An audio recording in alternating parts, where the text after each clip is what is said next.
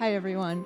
My name is Brandyn Keating. I'm the CEO and co-founder of YOUnify, a nonprofit organization helping you flourish and thrive, and the host of our podcast.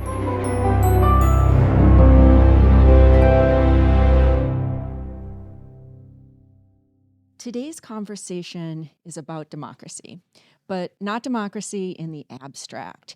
It's about what happens when we trust ordinary people to help define the policies that affect their daily lives. I'm super excited and grateful to have with me here today Wayne Liebman, co-founder of Public Democracy Los Angeles, an organization helping bring everyday residents into real decision-making through civic assemblies, and Leonora Camner, who is a democratic innovator as well. And Leonora is a civic leader deeply engaged in movement building and innovation. In addition to leading Democracy Without Elections, she coordinates public access democracy, which also coordinates Public Democracy Los Angeles. So Wayne and Leonora, I'm super glad that you're here. And your pathway, Wayne, has taken you through medicine, through art, through civic life. I'd really love to start just understanding more about both of you. What was young Wayne like? Oh my goodness. And how did he become the Wayne you are now? It was a long path and very windy. It went through medicine, and medicine was never the closest thing to my heart. I was involved in theater, and I wrote plays, and I was actually looking forward to seeing how this all was going to go after I stepped away from medicine when the 2016 election happened. Mm-hmm. And that broke my brain and broke my heart. Yeah. And I became a full-time, 24/7 political activist and organizer, and have been going ever since nonstop. So. Wow. And Leonora, you also have a background in housing policy. So you've been sort of trying to help affect policy from a number of different angles for years, it seems like. What was young Leonora like, and how did she become you? Well, I'm also an attorney, so I spent some time going to law school, and yeah, I've always been interested in policy and, the future. And I think I used to be a bit naive about the idea that, we were always sort of marching towards a more positive future. And I think, like Wayne, 2016 broke my brain a bit also. And, that was around the time I was really committing a lot of my time to working on housing policy with my organization, Abundant Housing LA. So I used to be the executive director of Abundant Housing LA. And, I feel that, housing policy is very important and has a big impact on a lot of different issues. But I could see more and more that the progress, that I really wanted to see happen was just really stymied by the political environment that we're in, and, dysfunction, like dysfunction of policymaking, that happens for a number of reasons. And I have to be honest, at some point, it's kind of terrible to say, but, at a certain point, I had to be honest with myself that I didn't really believe in the type of democracy that we're living in. And that was a really depressing thing to have to realize about yourself, is that you kind of don't believe in democracy. I remember having this conversation with other housing policy leaders in LA about, how dysfunctional our policymaking system is. And they said, well, this is the best system we could have. Yes, it has its flaws, but this is the best it could be. And I thought to myself, if this is the best it can be, it's really bad. It's really bad. And I have to be honest with myself. I think it's important for a person to be honest about, what they believe in and working in things that they believe in. And, at a certain point I said, I have to be more involved in sort of the deeper systemic workings of policymaking and government. And, I sort of found my way to the sortition movement, which is, lottery-based democracy. And I think it's really important for us to get to the roots of why things are dysfunctional and we're not able to make better progress on the issues we care about. Yeah, I think a lot of people can relate to that, that feeling that maybe our government is a little bit disconnected or systemically there are some deep rooted problems such that when we are trying to make change, it feels like we're tinkering around the edges, right? And we'll definitely get more into the solutions that you all are working on for that, which I'm so excited to dive deeper into. Before we do that, I want to get to know each of you as humans a little bit better.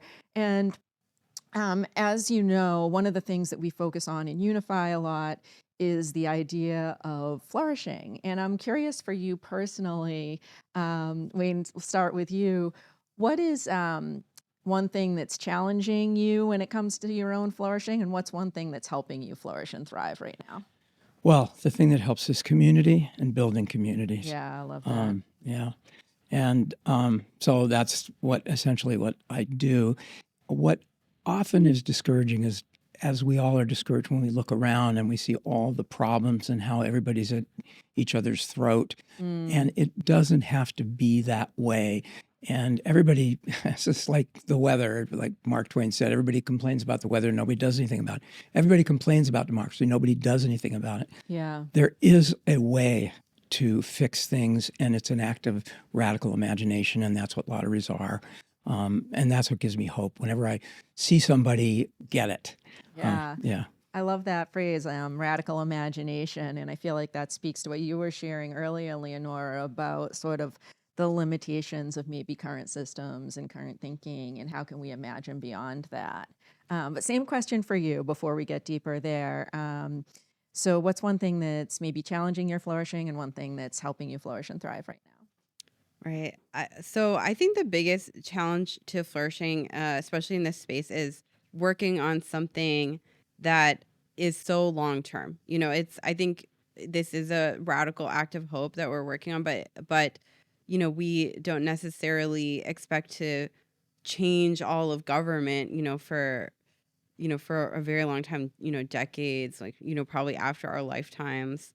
And I think, it can be hard to work on something when you can't, immediately see the radical change that you ultimately want to have happen. But I think, Wayne is really right when he says that the key to flourishing is building community. It's like we often talk about building this community and building this movement. And so, as executive director of Democracy Without Elections, we're trying that's the purpose of our organization is, to be that movement and be that community.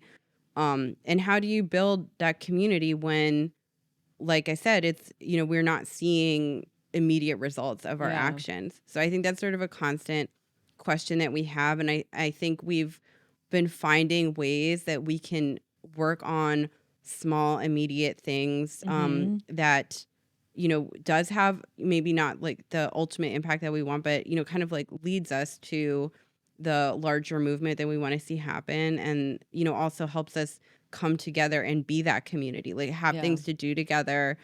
So we're doing a lot of work around empowering local leadership and, really training people and, giving them the means and, ideally the grants to do the work that they want to do to advance these innovations in democracy. So I think local level investment. Yeah. Right. And, I think it's about flourishing too, because, we want to see local leadership flourish and like this community flourish. And through that, that's how we build a successful movement. Fantastic. So for somebody who knows you through all of this amazing democracy work that you're doing in local community investment, what is something about you that might surprise folks, like maybe a hidden talent or something surprising? Yeah. So, one maybe surprising thing about me is that even though I'm, a part of Democracy Without Elections and, I'm very critical of elections, I actually really enjoy working on campaigns, local campaigns. I like volunteering my time and supporting local candidates. So, that's sort of something that's maybe unexpected in his face. Yeah. Cool. So kind of working within the system as it is while trying to change it. Right. I like that both and. Yeah. And Wayne, how about you? What would people be surprised to know about you? Well, probably that I'm a poet and a playwright. Love that. Yeah. And I always try to start a meeting with a poem if I can. I think it grounds us and brings us together. Yeah, absolutely. Connecting with the heart before we get to the head. I love that. All right. So getting more into the work itself, as you know, for YOUnify, something that we have in common with y'all's organizations is that we too are very focused on bringing more participatory, not very well good at pronouncing it, but focused on bringing more participatory democracy to communities in the U.S., including civic assemblies or citizen assemblies. And so for folks who don't know, like, what these phrases actually mean, they're pretty new in the U.S. and to our discourse here. What is participatory democracy and what are citizen assemblies in simplest terms? Shall I? Yeah. A civic assembly or a citizen assembly is a group of people, ordinary people, who are selected by lot and given an issue to work on. And they work on it in a particular way. They deliberate it. They are given time and access to experts who are on tap but not on top.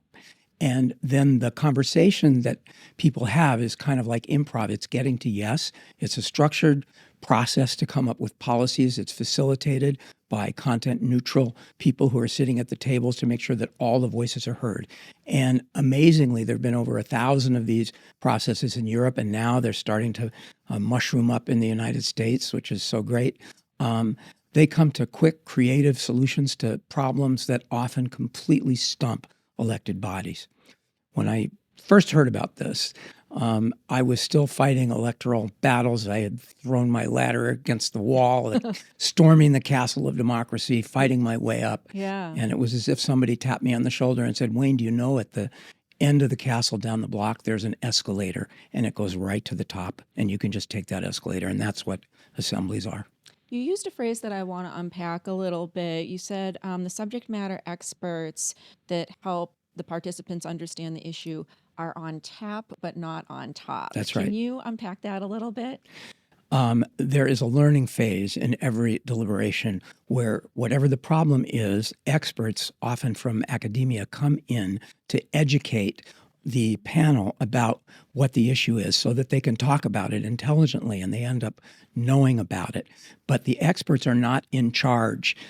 When experts are in charge, we tend to get into groupthink, and that's really bad. One of the great strengths of choosing by lot is you get diversity. Everybody brings the diversity of their lived experience to the table. So when it's time for them to deliberate, when the experts they go away, we call one in if we need to ask them more questions about it. But it's just the panelists that are sitting, deliberating, working out the solutions. So the experts are acting in service to the panelists, not in charge of them. Yeah, I think that poet was coming out with the on tap, not on top. I like that. Yeah, bingo. One thing I really love about civic assemblies is, unexpectedly, I think they actually make expertise more central to the process. So I think, maybe there's this misunderstanding about it sometimes where it sounds like we're sidelining expertise or it's not leading the process because, to Wayne's point, they're not necessarily in charge. But if you compare it to the current way of doing things where, if you look at, how policymaking is done in LA, for example, I really think our experts are completely sidelined to political considerations and, the political process and, getting people elected. The actual expertise is not central to what actually happens or what policymaking is done. And in a civic assembly, that allows expertise to really guide so much because, people don't have these other political considerations or like these other personal interests that are coming into the process. They're really, regular people who are impartial.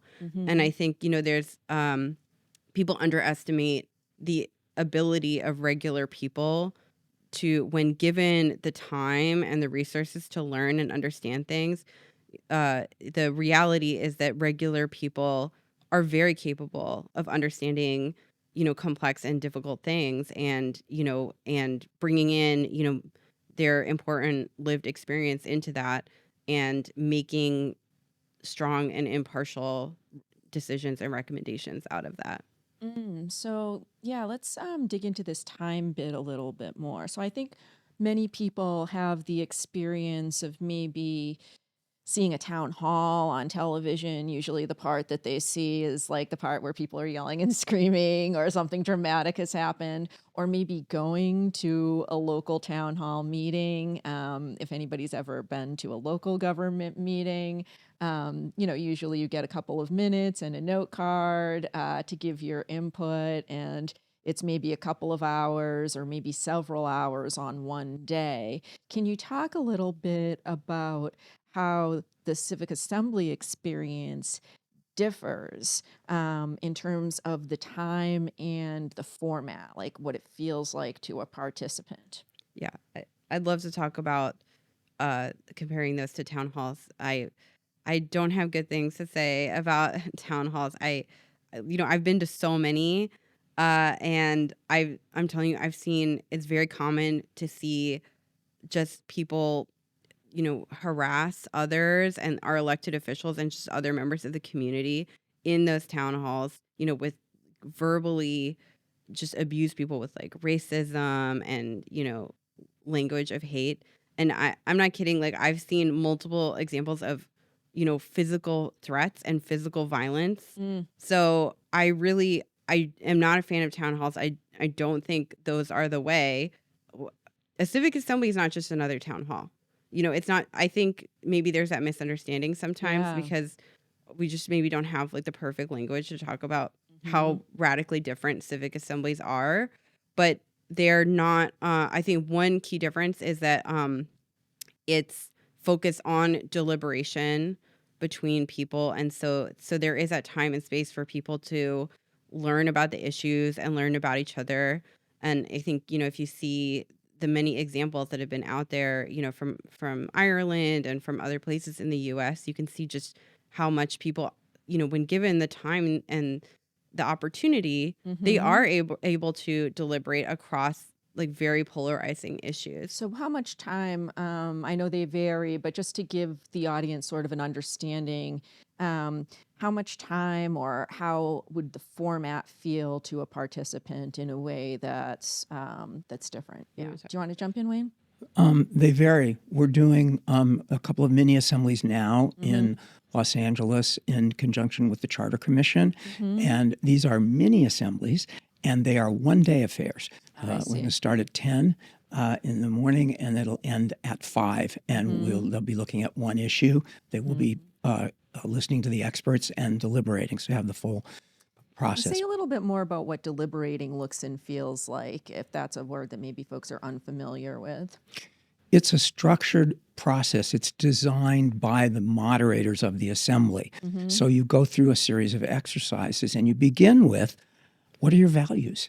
Right? Because that's the foundation of anything that you're going to be deciding. You're going to decide on the basis of what your values are. So the facilitators will solicit everybody's values, and everybody will just call them out, and then we'll fill out Post-it notes and put them on a whiteboard, and everybody can look at them, and everybody can decide these are the ones that are really important. So the participants get to interact with each other. Absolutely. They get to converse back and forth, not just in one direction. No, it's, And it's a sort of unfolds throughout the day. It sounds like there's a lot less opportunity for some of that behavior you were talking, and a lot less incentive for trying to be the squeakiest wheel, and a lot more opportunity to come together collaboratively. Yeah, the facilitators are there to make sure that all voices are heard in the process, and everybody gets to know each other in that process, and then move on to talk about what the possible solutions are. You were going to say? Yeah, And actually, as you are saying, I would love to make sure that people know how each of your organizations are working on these issues. So if you could also weave into whatever you were just about to say, a little bit about the organization and its mission. Great. Yeah. So Democracy Without Elections is the organization that I run. And, we're trying to support and build a movement of people that believe in and want to, advance the cause of sortition, which is, the technical word for lottery-based democracy. So that's actually kind of what I wanted to bring in more because, we're talking a lot about deliberation. And I think, that's a really important part of what makes civic assemblies successful. But there's this other aspect that I don't want to have sidelined too much, which is the aspect of this sortition, which is making sure that there's a good cross section of people that are impartial, that are coming to this process. Because I think that's the other huge problem with the town hall model is that if you say, okay, we're going to do a town hall about this or that issue, you're going to get people who are already have very entrenched opinions or beliefs about it. Those are the people who are going to be most motivated to come out. And you don't get an actual representative sample of people that show you what the community actually feels about a particular issue. And you don't get people who necessarily are there to learn and hear from others and sort of, grow on that issue. They're just there to sort of, unfortunately, there's just like so much, it feels like fighting, in this, in sort of like the town hall model. I feel like it's just like a verbal fight between different sides. And so, but having that statistically representative cross section of people, that it's actually like more representative in terms of like beliefs, but also demographically more representative. That's one of the key elements that we feel so strongly about. So that snapshot of the community. That's right. And so that's what our organization is trying to advance, is that type of democracy. And we're actually in the process of a name change right now. Oh, cool. Because I think our name is a little, unintentionally confusing about it. So we're having a community deliberation. Like we do deliberations. Yeah, we have a lottery-based board. And we do deliberations. Healthy democracy helps advise us, about what good deliberation practices we should use. So we try to model that in our work. And I think, we have a lot of exciting,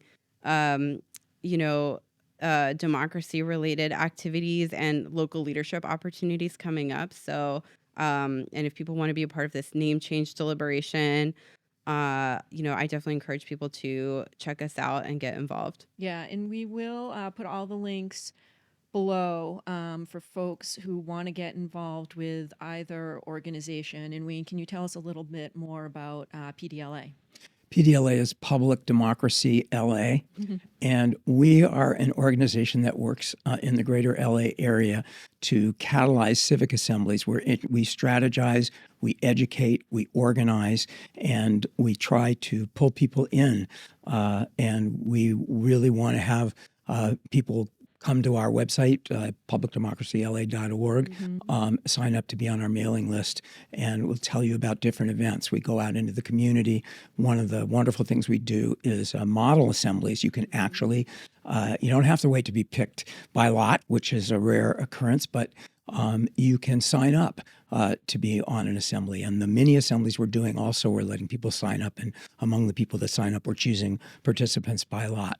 So in a model assembly, we will create an assembly for people who just want to experience what it's like. We'll learn more about it, kind of feel what that's like. So speaking of the mini assemblies, y'all have actually made a lot of progress in getting traction with public democracy, with participatory democracy, and civic assemblies here in Los Angeles.